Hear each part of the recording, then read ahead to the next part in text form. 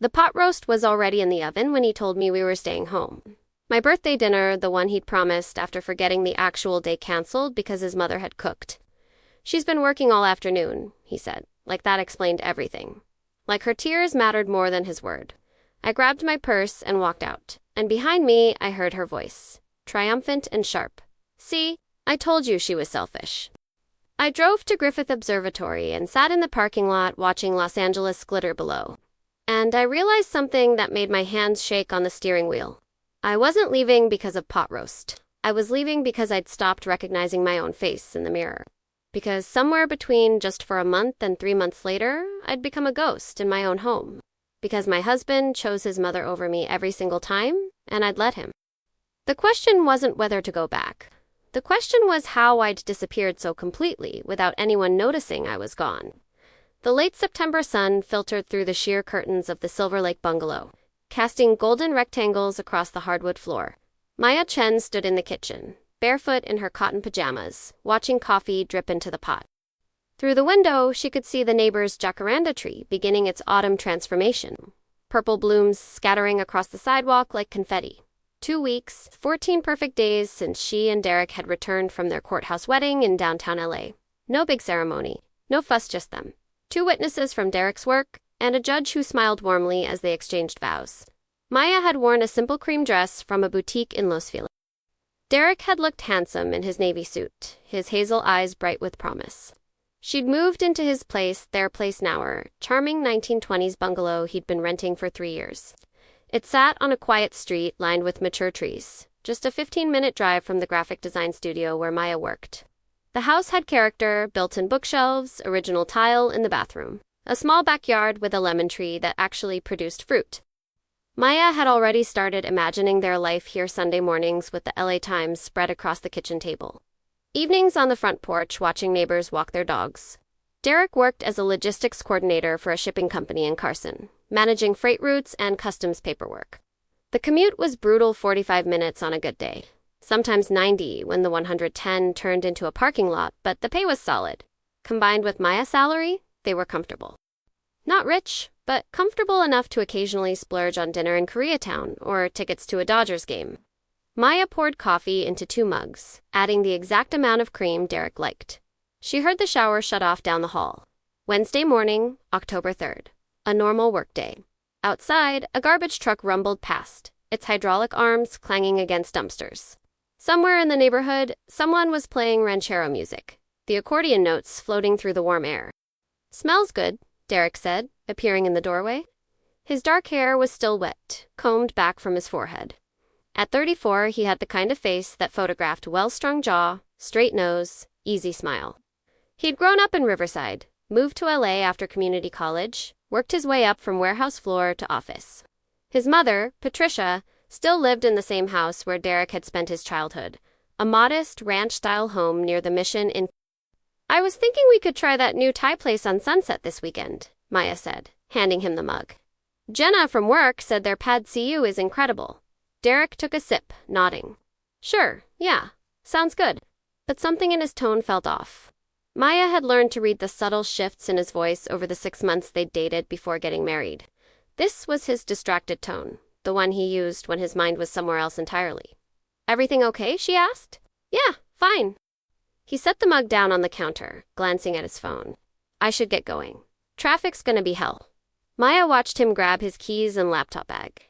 He kissed her cheek a quick, automatic gesture and headed for the door. She heard his Toyota Camry start up in the driveway, the engine sound fading as he backed out onto the street. The house felt suddenly quiet.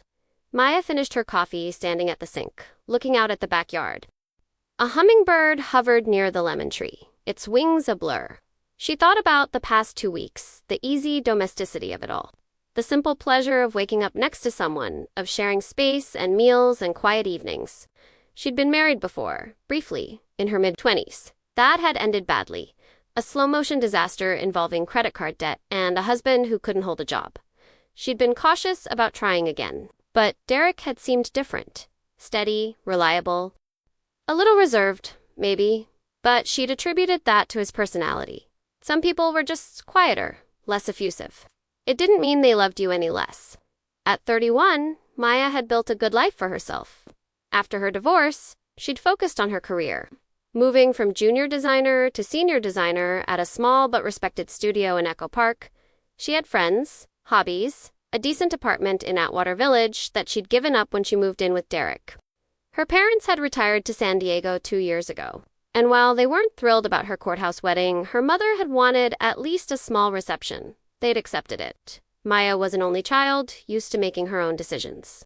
She showered and dressed for work, choosing a lightweight black blouse and jeans. October in LA meant temperatures still climbing into the 80s by afternoon.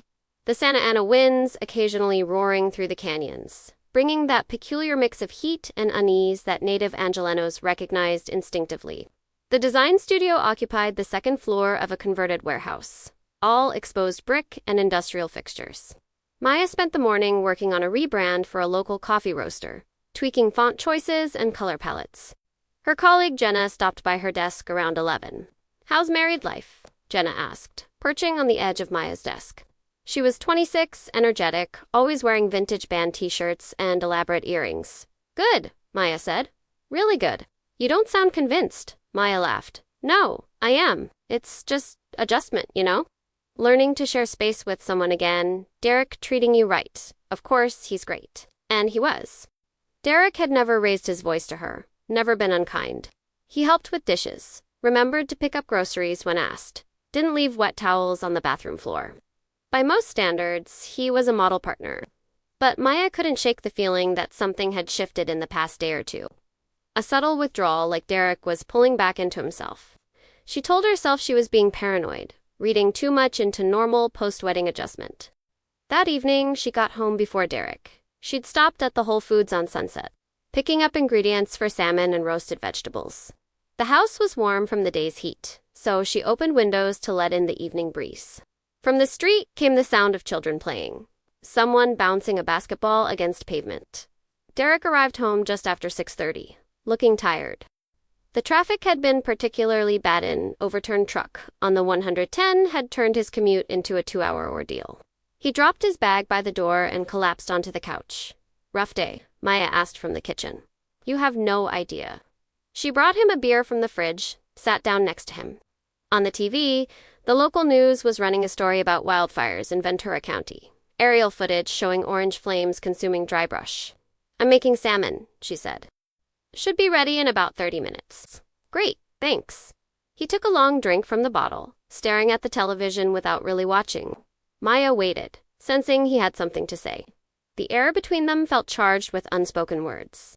Finally, Derek muted the TV and turned to face her. "So, I need to talk to you about something," he said. Maya's stomach tightened. Those words never preceded good news. "My mom called me today," Derek continued. "She's having some issues with her landlord. They're raising her rent by $400 a month, and she can't afford it on her Social Security. She's looking for a new place, but everything in Riverside is expensive now, and she doesn't want to move too far from her church and her friends." Maya nodded slowly, not sure where this was going. "I was thinking," Derek said, his words coming faster now, "maybe she could stay with us for a little while. Just until she finds something affordable. A month, maybe 2. We have the extra bedroom." The extra bedroom, it was barely big enough for a twin bed and a dresser. Maya had been planning to turn it into a home office, a place where she could work on freelance projects. "Derek, we've only been living together for 2 weeks," Maya said carefully. "Don't you think it might be better if she stayed with one of your cousins? Doesn't your aunt live in Corona? My aunt's place is tiny. And Mom doesn't get along with that side of the family." Derek set his beer down on the coffee table. "Look, I know it's not ideal timing, but she's my mother. I can't just let her become homeless. I'm not suggesting that. I just think it'll be temporary," Derek interrupted. "I promise. And she's easy to live with. She mostly keeps to herself." Maya wanted to point out that easy to live with and keeps to herself seemed incompatible with the idea of moving into their small bungalow. But she could see the determination in Derek's face. The set of his jaw that indicated this wasn't really a discussion, it was a decision he'd already made. "When would she move in?" Maya asked. "This weekend, Saturday, probably. 3 days." Maya felt the walls of the house closing in slightly. But what could she say? Derek was right, Patricia was his mother. And Maya wanted to be supportive, wanted to prove she could be flexible and understanding. That's what marriage was, wasn't it? Compromise, okay? She said. If it's just temporary. Derek's face brightened. He pulled her into a hug, kissing the top of her head. Thank you. Really, it means a lot. Maya returned the embrace, trying to ignore the small voice in her head, whispering that she'd just made a terrible mistake. Saturday morning arrived with the kind of crystalline clarity that made people fall in love with Los Angeles. The sky stretched endlessly blue, the San Gabriel Mountains visible in the distance, their peaks sharp against the horizon. Maya had spent Friday evening after work cleaning the small bedroom, moving boxers into the garage, making space. She'd even bought new sheets at Target's off gray ones that seemed neutral and welcoming. Derek had driven to Riverside Friday night to help his mother pack. He'd slept there, planning to load up a U-Haul trailer Saturday morning and drive back with Patricia in tow. Maya had offered to go with him, but Derek had insisted it wasn't necessary. Just a lot of heavy lifting, he'd said. No point in both of us making the drive. So Maya waited. She'd prepared the guest bathroom, putting out fresh towels and a new bar of soap. She'd gone to the Korean grocery store on Vermont and bought ingredients for myeokguk, seaweed soup, thinking Patricia might appreciate a home-cooked meal after the move. Her own mother had taught her that food was a language of welcome, a way of saying you belong here without words. Around 11:30, she heard the Camry pull into the driveway, followed by the rattle of a trailer hitch. Maya took a deep breath and walked to the front door, opening it with what she hoped was a warm smile. Patricia Lawson emerged from the passenger seat slowly, like someone much older than her 62 years. She was a small woman, barely 5'3", with iron gray hair cut in a severe bob. She wore polyester pants and a floral blouse, despite the heat, and her mouth was set in a thin, disapproving line as she surveyed the neighborhood. "Ma, this is Maya," Derek said, coming around the car. "My wife." The words sounded strange in his mouth, like he was still getting used to it. Patricia's eyes swept over Maya, taking in her height 5'8", her dark hair pulled back in a ponytail, her casual Saturday clothes of cutoff shorts and a tank top. "We've met," Patricia said flatly, "at your mother's birthday party." That had been 8 months ago. An awkward barbecue in San Diego where Patricia had spent most of the afternoon sitting in a lawn chair, criticizing the heat and the food and the traffic she'd endured to get there. She'd barely spoken to Maya beyond a perfunctory hello. "It's nice to see you again, Mrs. Lawson," Maya said. "Welcome. Let me help you bring your things inside. I can manage." Patricia grabbed a small suitcase from the trunk and wheeled it toward the house without waiting for invitation. Derek and Maya exchanged a glance. He shrugged, already moving to unhitch the trailer. Over the next hour, they unloaded Patricia's belongings more than Maya had expected for a temporary stay. Boxers labeled kitchen, bedroom, personal. A television, a microwave, 2 lamps, a standing fan. Enough clothes to fill the small closet twice over. Patricia supervised from the living room, calling out instructions. "Careful with that box, there's china in there. Don't stack those, they need to stay flat. Where's the bathroom? I need to wash my hands." By the time they finished, it was past 1 o'clock. Maya had worked up a sweat hauling boxers in the afternoon heat. She excused herself to take a quick shower, letting the cool water wash away the grime and the growing sense of unease in her chest. When she emerged, she found Patricia in the kitchen, opening cabinets and inspecting their contents with an expression of barely concealed horror. "You don't have any proper serving dishes," Patricia announced. "What do you use when you have company?" "We usually just eat casual," Maya said, trying to keep her voice light. "Paper plates if we're having people over for a barbecue, or paper plates." Patricia made it sound like Maya had suggested eating off garbage can lids. "Well, I suppose I'll have to bring my own things out when I cook." "You don't need to cook," Maya said quickly. "I actually made soup for lunch. It's on the stove, I saw it. What is it? Myeokguk, seaweed soup. It's Korean." Patricia's expression suggested Maya had offered her a bowl of pond water. "I don't eat foreign food. It upsets my stomach." The kitchen fell silent except for the hum of the refrigerator. Maya felt heat rising in her face, not from the weather, but from humiliation. She'd spent 2 hours making that soup, carefully preparing each ingredient the way her mother had taught her. "There's also sandwich stuff," Maya said quietly. In the fridge, Patricia opened the refrigerator and began examining its contents with the intensity of a health inspector. "You buy a lot of processed food?" "Derek, processed meat isn't good for your cholesterol." Derek, who'd been on his phone in the living room, appeared in the doorway. "Ma, we're fine. It's just lunch meat. I'm just saying. When you live on your own, you can eat whatever you want. But I'm here now, and I'm not going to watch you poison yourself. Maya bit her tongue. This was day 1. Hour 3, technically. She could be patient. Patricia was stressed from the move, displaced from her home, probably scared about her financial situation. Of course, she was being prickly. Anyone would be. Why don't you get settled in your room? Maya suggested. Rest a little. We can figure out dinner later. Patricia sniffed. I'm not tired. I want to see what kind of neighborhood this is. Derek, walk with me. They left, mother and son, leaving Maya alone in the kitchen with her rejected soup and her deflating sense of hospitality. Through the window, she watched them walk down the street. Patricia's arm linked through Derek's, her head tilted toward him in constant conversation. Maya poured the soup down the drain. That evening, things didn't improve. Patricia had specific requirements about dinner. Nothing spicy, nothing too salty, no raw vegetables because they cause gas. Maya ended up making plain-baked chicken with white rice and steamed carrots, the blandest meal she'd prepared in years. Patricia picked at it, eating little, commenting on how the chicken was slightly dry. After dinner, Derek and his mother settled on the couch to watch a show about vintage car restoration. Maya cleaned up the kitchen alone, listening to their voices in the other room, Patricia's running commentary, Derek's occasional responses. When she finished and joined them, Patricia glanced at her with an expression that clearly communicated, "This is our time." Maya went to bed early, claiming exhaustion. Derek stayed up with his mother, their voices carrying down the hall until nearly midnight, when he finally came to bed, sliding in beside Maya in the dark. He smelled like his mother's perfume, something floral and cloying that Maya would come to associate with invasion. "Thanks for being cool about this," Derek whispered. Maya didn't respond. She pretended to be asleep, counting the minutes until Sunday morning when she could escape to the studio and work on freelance projects. Anything to get out of the house. The pattern established itself with brutal efficiency.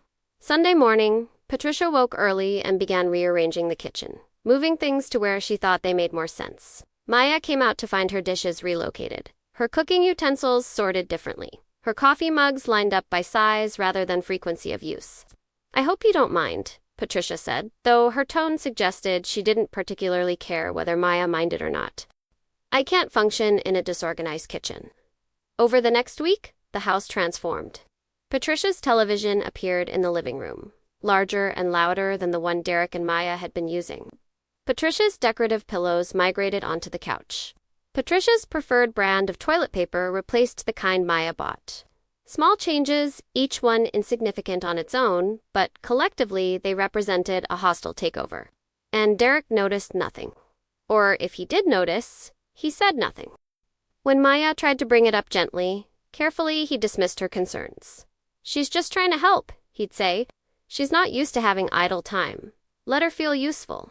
But it didn't feel like helping. It felt like erasing. Every trace of Maya's presence was being systematically removed or relocated or criticized. The throw blanket she'd bought for the couch, too bright, it clashes with the walls. The plants she'd arranged on the windowsill, they drop leaves everywhere, making a mess. The art prints she'd hung in the hallway, crooked and frankly not very tasteful. By the end of the second week, Maya felt like a guest in her own home. And not even a welcome guest, more like someone who'd overstayed their invitation and needed hints to leave. The worst part was the financial situation. Patricia contributed nothing to household expenses. Derek had explained that his mother was on a fixed income, that they needed to be understanding. Maya had agreed, of course. But understanding didn't make it any easier to watch her grocery bill double as Patricia added expensive cuts of meat and specialty items to the shopping list. Understanding didn't pay for the spike in electricity from Patricia running the air conditioning constantly, keeping the house at a frigid 68 degrees even when it was 90 outside. Maya's paycheck, which she'd been depositing into their joint account, was being drained by expenses she'd never agreed to. And when she tried to discuss it with Derek, he became defensive. "Are you seriously complaining about money right now?" he'd asked. "My mother is going through a hard time. Can't you be a little compassionate?" So Maya stopped mentioning it. She started keeping more of her paycheck in her personal account, claiming she needed to save for work expenses. It felt like lying, like hiding. But she couldn't watch her financial security evaporate for someone who treated her like an unwanted roommate. By the third week, Maya's friends were noticing the change in her. She'd canceled brunch plans twice. She'd skipped the design studio's monthly happy hour. When Jenna asked if everything was okay, Maya found herself unable to articulate what was happening. How do you explain that you're being slowly erased from your own life? It's just adjustment, Maya had said, the same lie she'd been telling herself. It'll get better. But it didn't get better. It got worse. October turned into November, and Patricia showed no signs of leaving. The month or two Derek had promised stretched on with no end in sight. Whenever Maya asked about Patricia's apartment search, Derek became vague and irritable. She's looking, he'd say. These things take time. You can't rush finding the right place.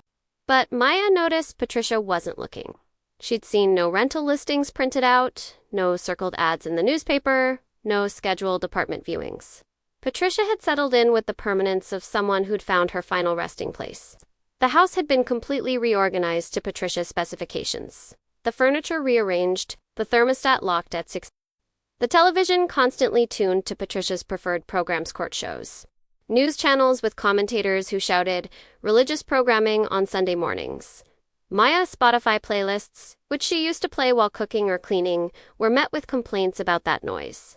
Every evening followed the same pattern. Maya would come home from work to find Patricia in the kitchen, preparing dinner according to her limited palate and strict rules. If Maya offered to help, she was waved away. If Maya tried to cook her own meal, Patricia took offense. I've already prepared food, Patricia would say, her voice dripping with martyrdom. But if it's not good enough for you... So Maya ate what was put in front of her overcooked vegetables. Under-seasoned chicken, pasta with jarred sauce, that Patricia doctored with sugar because it's too acidic otherwise. She ate in silence while Patricia dominated the conversation. Talking to Derek about people Maya didn't know, places she'd never been, family drama that predated Maya's existence.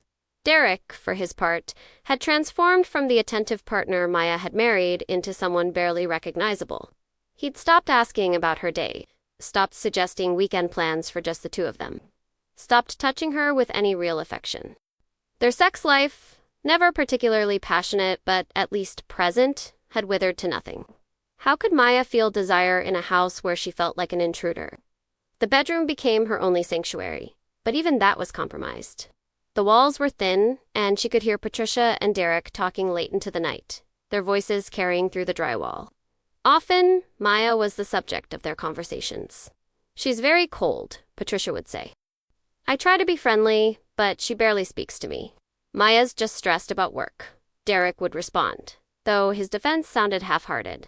I think it's more than that. I think she resents me being here. She probably expected to have you all to herself, like a child who doesn't want to share. Maya would lie in the dark, listening to her character be dissected and dismissed, waiting for Derek to stand up for her. He never did. At best, he'd change the subject. At worst, he'd agree. Yeah, she's been kind of distant lately, he'd said one night, and Maya had felt something inside her chest crack. Work became her escape. She started arriving early and leaving late, volunteering for projects that would have previously seemed tedious. Anything to avoid going home to a place that no longer felt like hers. Her boss, Richard, noticed the extra hours and praised her dedication, unaware that it was desperation rather than ambition driving her. Jenna cornered her in the break room on a Tuesday in mid-November. The studio was quiet, most people already gone for the day. Rain was falling outside, one of LA's rare autumn storms, turning the streets slick and black. Okay, what's going on? Jenna demanded, blocking Maya's path to the coffee maker. And don't say nothing because you look like you haven't slept in weeks.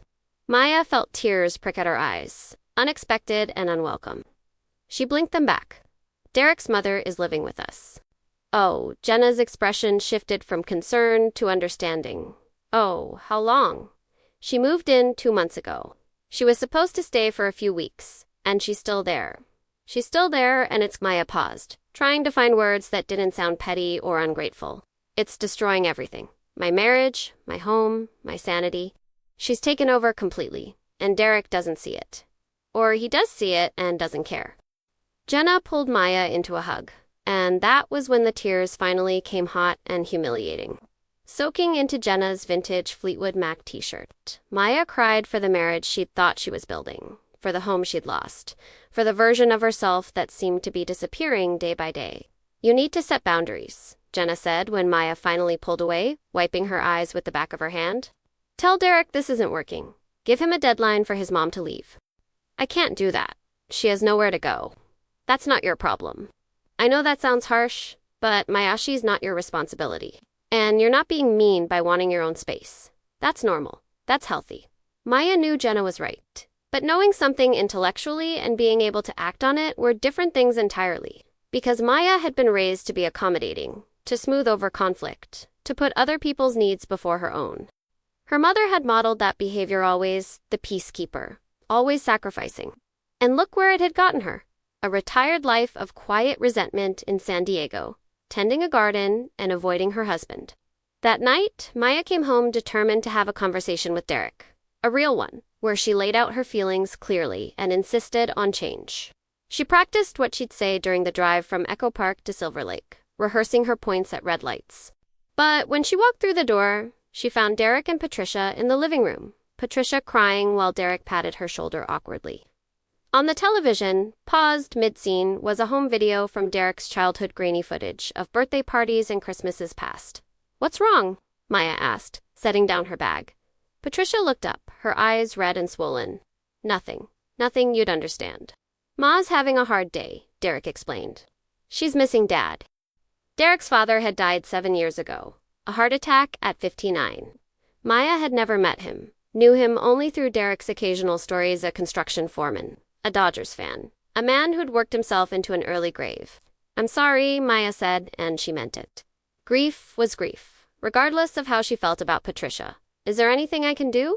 "You could give us some privacy," Patricia said sharply. "This is a family matter."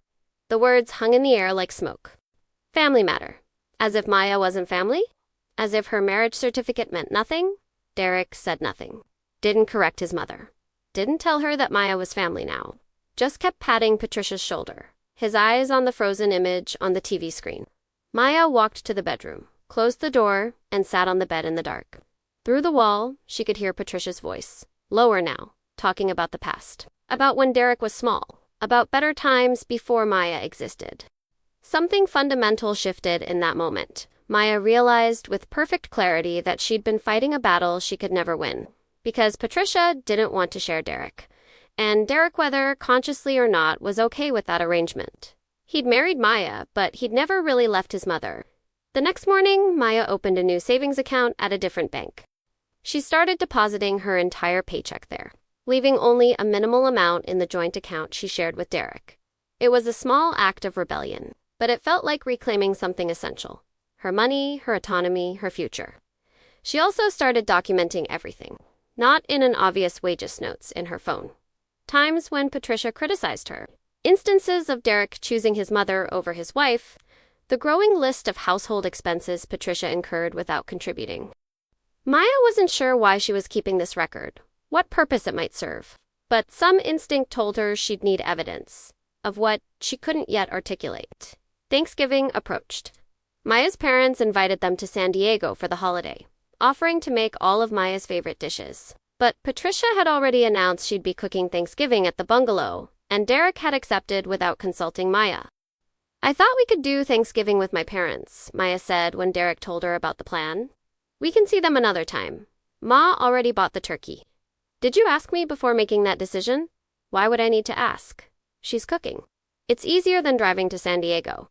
Easier for whom? Maya wanted to ask, but she already knew the answer. Thanksgiving Day arrived gray and cold. The marine layer settled thick over Los Angeles. Maya woke early to the sound of Patricia already in the kitchen, banging pots and pans with the aggression of someone who wanted everyone to know she was working hard. Derek was still asleep beside her, his breathing deep and even. Maya got up, pulled on sweatpants and a hoodie, and went to offer help. The kitchen looked like a disaster zone flower on every surface. Mixing bowls stacked in the sink, the turkey sitting on the counter in a roasting pan, partially prepped. "Can I do anything?" Maya asked. Patricia didn't look up from the onions she was chopping. "You can stay out of my way." So Maya retreated to the living room with her laptop, trying to work on a freelance project while the smells of cooking filled the house. By early afternoon, a few of Derek's relatives had arrived: his aunt from Corona, his cousin Marcus with his wife and 2 young kids. They greeted Patricia warmly, barely acknowledging Maya beyond a polite hello. Dinner was served at 4 o'clock. The table, extended with a leaf, barely fit everyone. Maya found herself squeezed at the end, next to one of the children who kept kicking her chair. The food was abundant, but bland Patricia's cooking philosophy applied to a holiday meal. The turkey was dry, the mashed potatoes undersalted, the green beans boiled into submission. "This is wonderful, Aunt Pat," Marcus said, loading his plate. "Just like I remember from when I was a kid."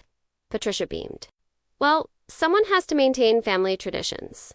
The implication being that Maya wouldn't. That Maya, with her foreign food and modern tastes, represented a threat to the sacred rituals of the Lawson family. After dinner, the women Maya, Marcus's wife Stephanie, and Patricio were expected to clean up while the men watched football in the living room. Maya found herself elbow-deep in greasy dishwater while Patricia directed operations like a general commanding troops. "You're scrubbing too hard," Patricia said. "You'll ruin the pan. You missed a spot on that plate. Use hot water, not warm. Hot water sanitizes." By the time the kitchen was clean, Maya felt wrung out. She excused herself, claiming a headache, and retreated to the bedroom. Through the door, she could hear laughter from the living room, the sounds of family togetherness that didn't include her. She opened her phone and looked at the notes she'd been keeping. Weeks of small cruelties, documented in her own words. Reading them back felt like looking at evidence of her own erasure, a person slowly being written out of existence. Maya opened a new message to Jenna. "I can't do this anymore." The response came back almost immediately. "Then don't. You deserve better." Maya stared at those words for a long time. You deserve better. It sounded true when she read it, but believing it, acting on it, felt impossible, because leaving would mean admitting failure. Admitting that her second marriage, like her first, had been a mistake. Admitting that she'd made the wrong choice, trusted the wrong person, built her life on sand. But staying meant watching herself disappear completely. And maybe that was worse than failure. Maybe some mistakes needed to be acknowledged before they became catastrophes. December brought wildfires to the north, smoke drifting down the coast and turning LA's sunsets apocalyptic orange. The air quality was terrible. Official warnings to stay indoors, close windows, avoid exercise. But life continued because this was Los Angeles, and Angelenos were accustomed to functioning through crisis. Maya's 28th birthday fell on December 10th, a Tuesday. She'd mentioned it to Derek weeks earlier, suggesting they might go out for dinner, just the two of them. He'd agreed enthusiastically, promising to make reservations somewhere nice. It had felt, briefly, like a return to who they used to be, a couple that celebrated each other, that carved out time for romance. But as the day approached, Derek said nothing about reservations or plans. Maya didn't remind him. Some stubborn part of her wanted to see if he'd remember on his own, if she still registered in his mind as someone worth celebrating. Tuesday morning arrived. Maya woke to an empty bed. Derek had already left for work, his alarm apparently silenced before it could wake her. No card on the nightstand, no note, no flowers. Nothing to indicate this day was any different from the hundreds that had preceded it. She got ready for work mechanically, choosing clothes without thought, applying makeup with a hand that felt disconnected from her body. In the kitchen, Patricia was making oatmeal, stirring the pot with methodical precision. Derek left early. Patricia announced, "Big meeting today," he said. Maya poured coffee without responding. Through the window, the morning light was hazy, filtered through the smoke that hung over the city like gauze. "You're going to be late if you don't hurry," Patricia added, glancing at the clock. Maya wanted to say, "It's my birthday." Wanted to see if Patricia knew, if Derek had mentioned it, if anyone in this house remembered that she was supposed to matter, but she didn't. She just took her coffee to go and left without saying goodbye. At the studio, Jenna had decorated Maya's desk with balloons and a small cake from the bakery on Sunset. Richard had signed a card that everyone in the office had contributed to, inside jokes and well wishes scrawled in different handwriting. The gesture made Maya want to cry, not from happiness, but from the stark contrast it provided to her home life. "Birthday drinks after work," Jenna suggested. "My treat," Maya hesitated. She should probably go home, she thought. Wait to see if Derek had planned something, if he'd remembered after all. But the prospect of going back to that house, to Patricia's silent judgment and Derek's absence, felt unbearable. "Yes," Maya said. "Definitely yes." They went to a bar in Los Feliz, a dimly lit place with good cocktails and a jukebox that played Motown. Jenna invited a few other people from the studio, and for a few hours, Maya felt almost like herself again, laughing at Richard's terrible jokes, debating design trends, feeling seen and valued and appreciated. Around 9 o'clock, her phone buzzed. Derek calling. Maya stepped outside to answer, the night air cool against her skin. Hey, Derek said. Where are you? At a bar with people from work. Jenna organized birthday drinks. A pause. Long enough that Maya knew he'd forgotten. Completely forgotten. Shit. Maya, I'm so sorry. I've been swamped today and it just slipped my mind. I'll make it up to you, I promise. We can go out this weekend, it's fine, Maya interrupted, her voice flat. Don't worry about it. I feel terrible. Let me come pick you up. We can still do something tonight. I said, it's fine, Derek. Another pause. In the background, Maya could hear Patricia's voice asking who he was talking to. Okay, Derek said finally. Well, happy birthday. I love you. The words felt hollow, performative. Maya ended the call without saying them back. She stood on the sidewalk watching cars pass on Vermont, their headlights cutting through the smoky darkness. A group of young people walked past, laughing, carefree, their whole lives ahead of them. Maya felt ancient in comparison. Hollowed out, she went back inside and ordered another drink, and then another. By the time Jenna called her an Uber, Maya was drunk enough that the edges of everything had softened. Her anger diffused into a general sadness that felt almost comfortable. The Uber dropped her off at the bungalow just before midnight. The house was dark except for the porch light. Maya fumbled with her keys, finally getting the door open. Inside, silence. Derek had apparently gone to bed. Patricia's door was closed, no light showing underneath. Maya stood in the living room, swaying slightly, looking at the space that should have been her home, but felt like enemy territory. Patricia's Afghans on the couch. Patricia's magazines on the coffee table. Patricia's preferred brand of air freshener, making everything smell like artificial lavender. On impulse, Maya walked to the kitchen and opened the cabinet where she'd once kept her favorite coffee mugs, handmade ceramics she'd bought at a craft fair in Silver Lake. Each one unique and beautiful. They were gone, replaced by Patricia's matching set of plain white cups. Maya found her mugs shoved in a high cabinet above the refrigerator, the place where things went to be forgotten. She pulled them down, all 6 of them, and arranged them on the counter. A small act of reclamation. Tomorrow, she'd put them back where they belonged.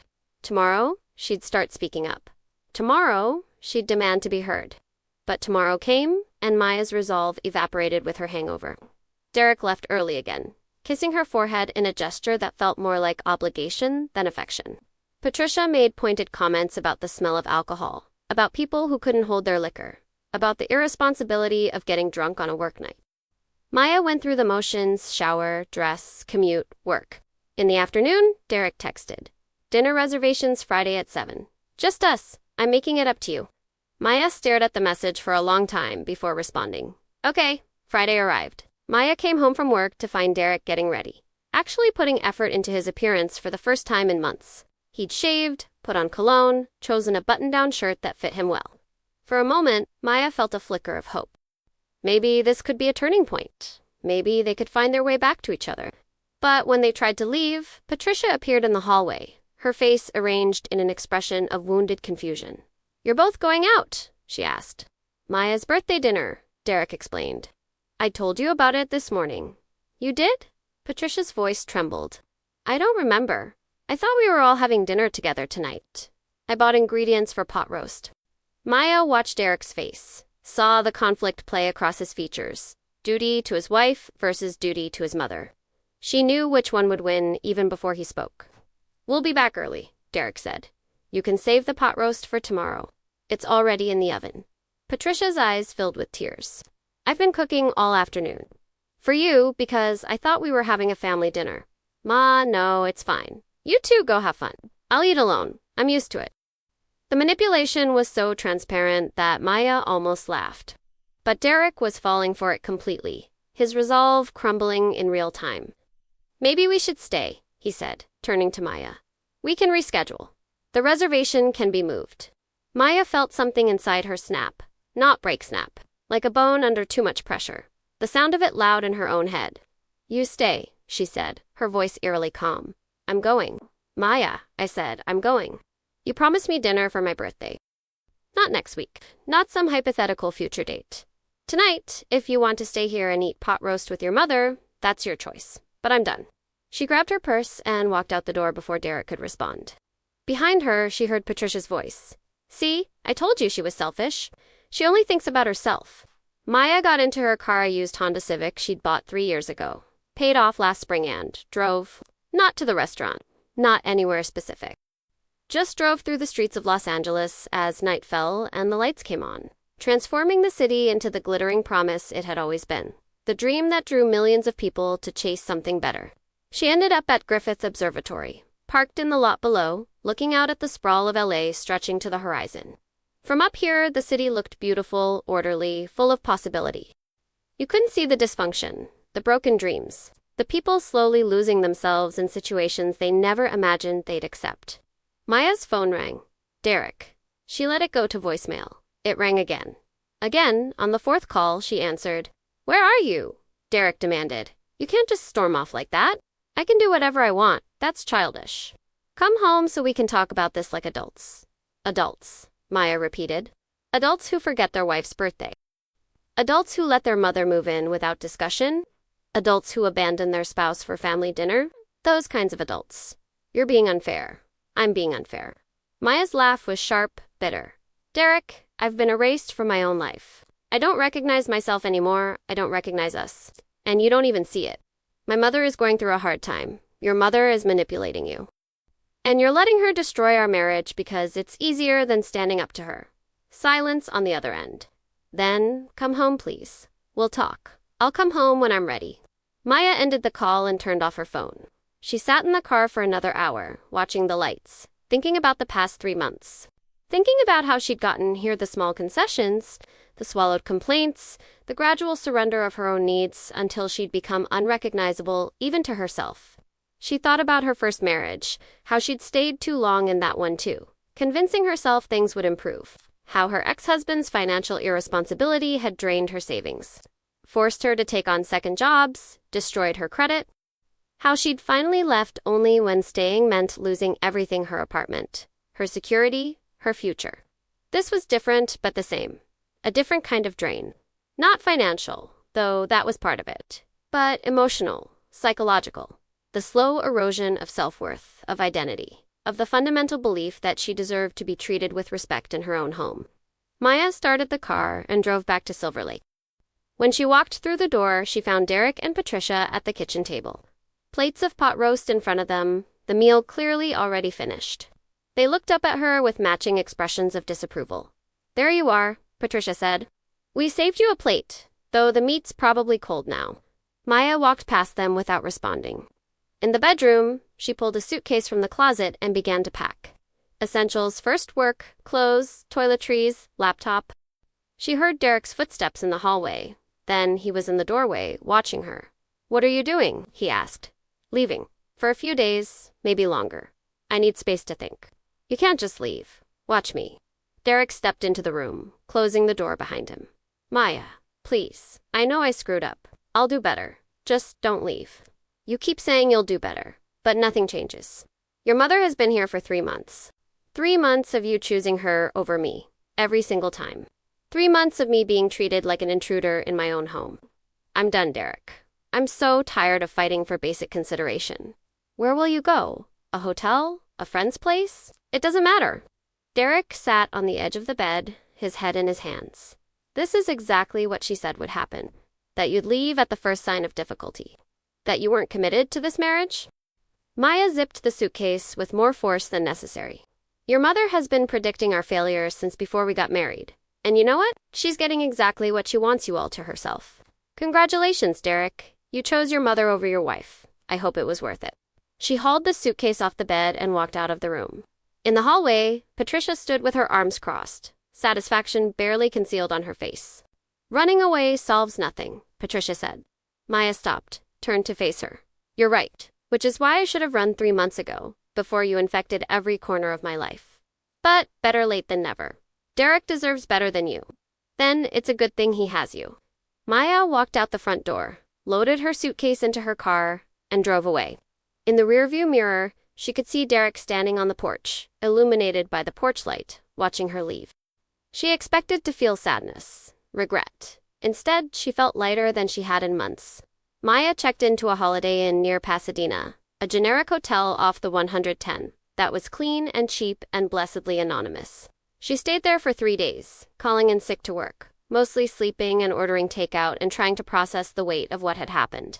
On the fourth day, Jenna showed up with coffee and breakfast burritos from a place in Highland Park. "Derek called the studio looking for you," Jenna said, settling cross-legged on the other bed. "I told him you were fine but needed space. He did not take that well. I'm sure Patricia loved that." "Screw Patricia, how are you?" Maya considered the question honestly. "I don't know. Relieved, terrified, both. That's normal. You just left your husband." "I didn't leave permanently. I just needed a break." Jenna gave her a look. "Are you planning to go back?" "I don't know." But that was a lie. Maya did know. Somewhere in the past 72 hours of solitude and reflection, clarity had emerged. She couldn't go back to that house, to that version of her life. Going back meant accepting everything: Patricia's dominance, Derek's complicity, her own erasure. And she wasn't willing to accept it anymore. The following week, Maya found a studio apartment in Atwater Village, not far from where she'd lived before marrying Derek. It was small but bright, with hardwood floors and a Murphy bed that folded into the wall. The rent was manageable on her salary alone. She signed the lease and felt, for the first time in months, like she could breathe. Derek tried calling constantly. Maya responded eventually, agreeing to meet him at a coffee shop in Silver Lake on a Saturday morning. Neutral territory, public space, an exit strategy if things got heated. He looked terrible, exhausted, unshaven, his clothes rumpled. He ordered black coffee and sat across from her with the slumped posture of defeat. "My mom moved out," he said. "Last week found a place in Riverside with one of her church friends. It's cheaper than living alone." Maya felt nothing at this news. No triumph, no vindication. Just a flat acknowledgement that it was too late. "That's good," she said. "I'm glad she found something. Will you come back? Now that she's gone?" Maya shook her head. "It's not about your mother, Derek. Not anymore. It's about you. About how you treated me. About how you let me be erased from my own life because standing up to her was too hard." "I didn't see it," Derek said, his voice cracking. "I swear, I didn't see what was happening. She's my mother. I thought I was doing the right thing, being a good son, at the expense of being a good husband. I know, and I'm sorry. I'm so fucking sorry, Maya. Just tell me what to do. Tell me how to fix this." Maya looked at him, this man she'd married 4 months ago. This man who'd seemed like safety and stability and the possibility of building something lasting. She felt sad for what they could have been if circumstances had been different. If he'd been stronger. If she'd been clearer about her boundaries from the start. "I don't think you can fix it," Maya said gently. "I think we got married for the wrong reasons. I was looking for security after my first marriage fell apart. You were looking for, I don't know, someone who wouldn't make you choose between them and your mother. But that's not a foundation for a real partnership. So that's it. You're giving up. I'm choosing myself." Finally, for the first time in a long time, Derek's eyes filled with tears. "I love you. I know you do. In your way, but it's not enough." They sat in silence for a while, drinking their coffee, mourning the death of something that had never really had a chance to live. When Maya finally left, walking out into the bright December morning, she felt sad but certain. Sometimes love wasn't enough. Sometimes being a good person meant recognizing when to walk away. The divorce was uncontested. Derek didn't fight her on anything: the division of their minimal shared assets, the dissolution of their joint accounts, the separation of their lives. By Valentine's Day, the paperwork was filed. By April, it was final. Maya threw herself into work and rebuilding. She took on more freelance projects, built up her savings, furnished her small apartment with things she loved: bright pillows, plants that thrived in the California sun, art that made her happy to look at. She went to therapy and unpacked the patterns that had led her to accept less than she deserved. She learned to speak up, to set boundaries, to recognize manipulation before it took root. Jenna became her closest friend, the two of them spending weekends exploring LA, hiking in Griffith Park, eating their way through new restaurants, catching movies at the vintage theaters in Los Feliz and Pasadena. Maya dated occasionally but casually, no longer in a hurry to find the one. She was enough on her own. One Saturday in June, nearly 6 months after leaving Derek, Maya was at the farmer's market in Atwater Village, browsing the produce stands, when she saw him. He was with a woman, tall blonde, around his age. They were holding hands, laughing about something, looking comfortable together in that way that suggested they'd been together for a while. Maya felt a small pang, not of jealousy exactly, but of recognition. That could have been her, if she'd stayed. If she'd swallowed her needs and accepted the crumbs of affection Derek was capable of giving, she would have been walking through farmers markets, holding hands, looking like everything was fine while slowly dying inside. Derek saw her at the same moment. Their eyes met across the crowd. He raised a hand in a tentative wave. Maya waved back, a small acknowledgement, and then turned away. She didn't need closure or conversation or explanation. She just needed to keep moving forward. At a stand selling fresh flowers, Maya bought herself a bouquet bright orange poppies and purple statice. Wild and vibrant and nothing like the safe, predictable flowers Derek used to occasionally bring home. She carried them back to her apartment, arranged them in a vintage vase she'd found at a thrift store in Echo Park, and placed them on her small kitchen table where she could see them every morning. That evening, she cooked dinner for herself, something elaborate and messy. Korean short ribs marinated in her mother's recipe, the apartment filling with the smells of garlic and sesame and ginger. She ate at her table, windows open to the June breeze, listening to music she loved, feeling completely and entirely herself. Her phone buzzed with a text from Jenna. "Drinks tomorrow? There's a cute bartender at that new place in Los Feliz I want you to meet." Maya smiled. "Maybe. But just to be clear, I'm not looking for anything serious." "Who said anything about serious?" "Just drinks with a cute guy who makes excellent old fashions." "Then yes, definitely yes." Maya set down her phone and returned to her dinner, savoring each bite. Through the window, the last light was fading from the sky, the city beginning its transformation into night. Somewhere out there, Derek was living his life. Patricia was living hers. And Maya was living her own messy and uncertain and wholly hers. She'd learned the hardest lesson, that you couldn't save a relationship by sacrificing yourself. That love without respect was just another form of slow destruction. That sometimes the bravest thing you could do was walk away from something that looked good on paper but felt wrong in practice. Maya finished her dinner, washed the dishes, and sat on her small balcony with a glass of wine, watching her neighborhood come alive. Families walking to the gelato place on the corner. Couples strolling hand in hand. Solo joggers, earbuds in, moving through their solitary rhythms. She thought about the woman she'd been 4 months ago, terrified, diminished, convinced she had to make it work because the alternative was failure. She wanted to reach back through time and tell that woman, leaving isn't failure. Staying when you're being destroyed, that's failure. Choosing yourself, that's success. The night air was warm, carrying the scent of jasmine from somewhere nearby. Maya closed her eyes and breathed deeply, feeling the city around her, feeling her own heartbeats steady and strong. She was 28 years old. She'd been married twice and divorced twice. She'd made mistakes and learned from them. She'd been broken and put herself back together. The cracks filled with gold like Kintsugi Moore, beautiful for having been shattered. Her phone buzzed again. Her mother this time. "Your father and I are coming to LA next weekend."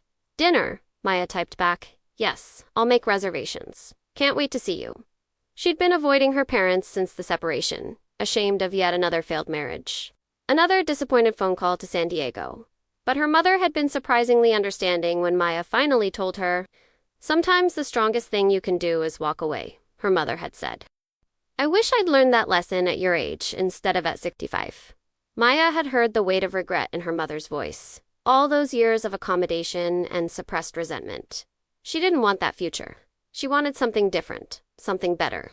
And she was willing to build it herself, one day at a time, one choice at a time, choosing herself over and over until it became second nature. The wine glass was empty. The night had deepened. Maya went inside, locked the door, and got ready for bed. Tomorrow was Sundays he'd sleep in. Maybe go for a run around the reservoir. Work on a personal design project she'd been neglecting. The weekend stretched ahead, full of possibility and quiet peace. In bed, in the darkness, Maya thought about hooks and narratives and the stories people told about their lives. For so long, she'd been a supporting character in someone else's story, Derek's wife. Patricia's antagonist, the woman who couldn't make it work. But those weren't her stories. They were roles she'd agreed to play. Scripts she'd followed out of fear or hope or the belief that she had to earn love through self-sacrifice. Now she was writing her own story. And in this version, the woman didn't stay in the house that was destroying her. She didn't wait for permission to reclaim her life. She didn't apologize for choosing herself. She walked out the door, and she kept walking. And she built something new from the ruins of what came before. Maya pulled the blanket up to her chin, feeling the softness of sheets she'd chosen, in an apartment she'd found, in a life she was actively creating. Outside, Los Angeles hummed with its endless energy, millions of people chasing their own versions of better. Some would find it, some wouldn't. But the trying, the refusing to settle, the insistence on dignity, the choice to be whole rather than convenient, that mattered more than the outcome. She drifted towards sleep, her last conscious thought a promise to herself. Never again. Never again would she disappear into someone else's narrative. Never again would she mistake tolerance for love or endurance for commitment. She'd been erased once, and she'd clawed her way back to existence. That was enough. That was everything. In the morning, when the sun filtered through her windows and woke her naturally no alarm, no rush, just gentle light and possibility, Maya would get up and make coffee in her favorite handmade mug. She'd sit at her small table with the poppies still bright in their vase, and she'd feel grateful for the life she'd chosen, grateful for the strength it took to leave, grateful for the woman she was becoming, forged in the fire of difficult decisions and hard-won wisdom. But for now, she slept, deep and dreamless and free.